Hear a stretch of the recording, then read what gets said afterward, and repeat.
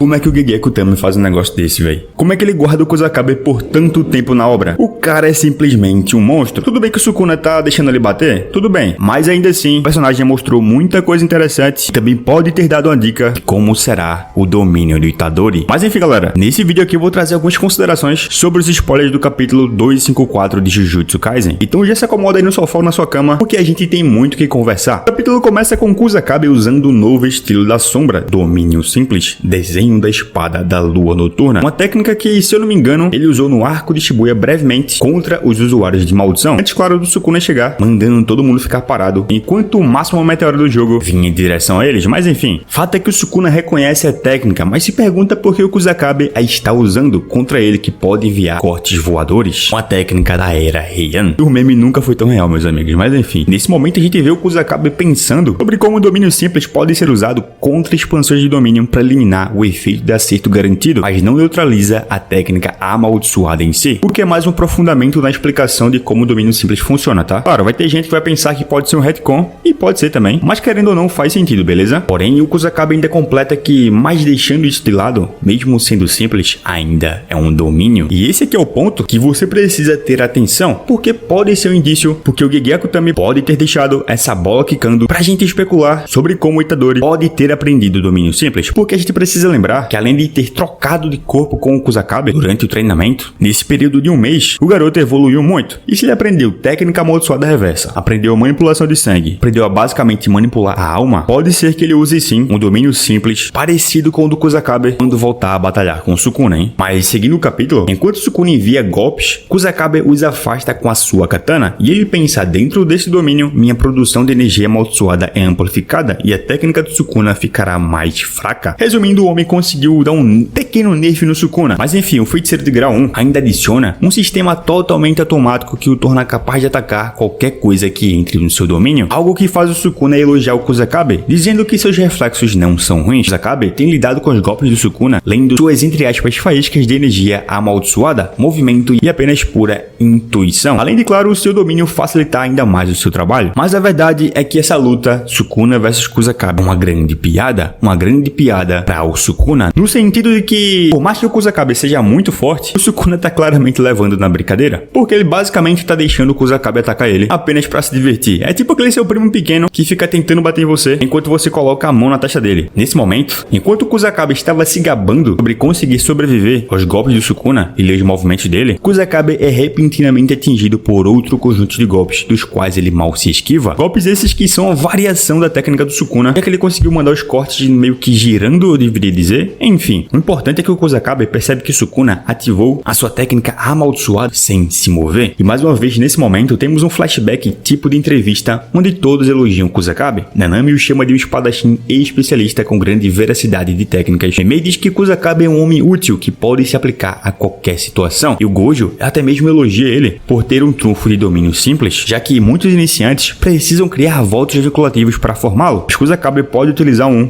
sem qualquer voto vinculativo, e seu alcance efetivo também é enorme. E se a gente comparar com o tamanho do domínio simples do próprio Gojo, a diferença é realmente gritante. Isso só prova quão especialista no assunto ele é. Outro ponto importante que o capítulo faz questão de lembrar é que a técnica é muito parecida, se não for igual, à da Miwa. Porém, no caso dela, ela precisa usar um voto vinculativo, que basicamente é que ela precisa deixar os dois pés parados no chão, senão ele será desativado. Nesse momento, Kusakabe sente que Sukuna está prestes a expandir o alvo da sua técnica amaldiçoada para usar o corte que corta o mundo, e imediatamente expande o alcance do domínio simples, algo que deixa o Rei das Maldições muito surpreso, porque quando alguém usa o desenhar da espada, geralmente eles atraem o seu oponente para perto, porque são melhores combatentes corpo a corpo. Mas o Kusakabe estende o alcance do seu domínio simples e coloca o oponente dentro dele, e assim ele pode atacar automaticamente quem entra no seu domínio. Isso faz ele partir em direção ao Sukuna como um flash. E de repente o capítulo corta para uma fala da Memei sobre o Kusakabe, dizendo que ele é o tipo de feiticeiro que ela gostaria de levar para uma ilha deserta. Kusakabe, tá perdendo tempo, hein? Destino do mundo? Eu queria saber. Eu ia pra ilha deserta com a Memei, rapaz. Enfrentar o Sukuna, pelo amor de Deus. Eita, me desconcentrei. Voltando pro capítulo, temos uma página dupla do Kusakabe atacando o Sukuna com vários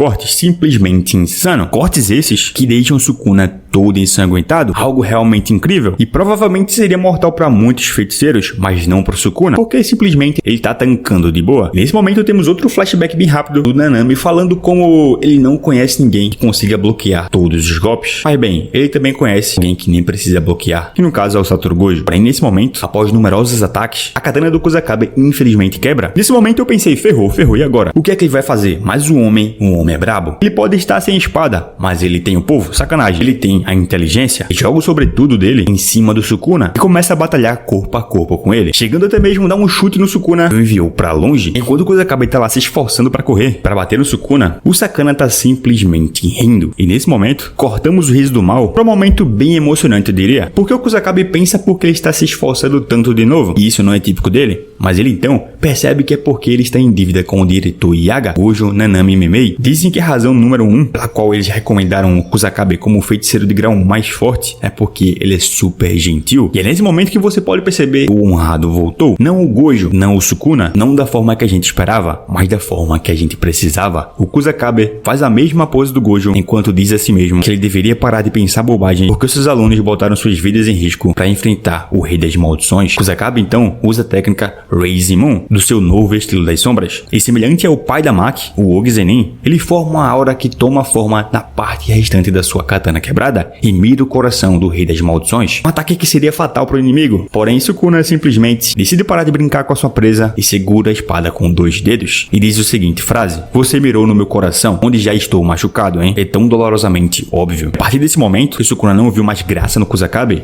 ele simplesmente oblitera ele, fazendo um corte em X que deixa o feiticeiro de grau 1 mais forte de todos deitado no chão. Morto? Não sabemos. Provavelmente não, tá? Eu quero acreditar que não. Mas é nesse momento que algo acontece que eu e provavelmente você também já estava pensando há um tempo que poderia acontecer. É que quando o Yui chegou para salvar o Kusakabe para levar para Shoko para poder curar ele, Sukuna aparece atrás dele dizendo que ele tá começando a incomodar. Porém, quando Sukuna está prestes a matar o Yui, ele, aquele que enfrentou o Satoru Gojo, chega ao campo de batalha. Miguel, sim, aquele mesmo que apareceu no Jujutsu Kaisen Zero e que estava ajudando no treinamento do Yuta enquanto ele estava na África. E nesse momento Sukuna olha pra ele com uma cara muito estranha, de como se estivesse dizendo ou pensando: "Eu nem te conheço, boy, tá fazendo o que aqui?" É o Miguel olhar essa cara e diz que você deve viver debaixo de uma rocha por não saber quem eu sou. E aí acaba o capítulo. E galera, vocês acham que o Miguel tem alguma chance contra o Sukuna? Olha, francamente, assim como o Kusakabe, vai ser legal o hype e tudo mais em cima do personagem, pra gente ver ele em ação, afinal nunca teve também muito destaque, mas acredito que o destino dele pode ser o mesmo do Kusakabe. Vai entreter o Sukuna um pouco, mas não vai passar disso, porque a batalha séria mesmo provavelmente vai ser quando o Itadori voltar, ou também o resto da galera, tá? O Yuta vai voltar provavelmente, a Maki também, o Gojo... Eita, eu tô brincando. Eu acho que não, mas seria no mínimo interessante, principalmente se ele tivesse os 6 olhos, porque aí ele estaria nerfado, poderia batalhar em grupo com os outros feiticeiros, embora teoricamente os outros pudessem atrapalhar ele, né? Mas enfim, me conta aqui nos comentários o que é que vocês acharam desses spoilers do capítulo 254 de Jujutsu Kaisen, e se você quer acompanhar mais conteúdos como esse, ver análise completa do capítulo na segunda-feira, depois de sair o capítulo oficial, com a tradução oficial, pra gente ter mais detalhes para poder realmente fazer uma análise mais pensada, com mais calma, e esmiuçar todos os detalhes, se inscreve aqui no canal para fazer parte dessa escola Jujutsu do Brasil. Já deixa também o teu like, porque isso ajuda demais ao YouTube a entregar mais o vídeo, e ativa o sininho da notificação para ser avisado quando sair vídeo novo aqui do canal, beleza? Então eu vou indo nessa, obrigado a quem assistiu até o final, valeu, falou!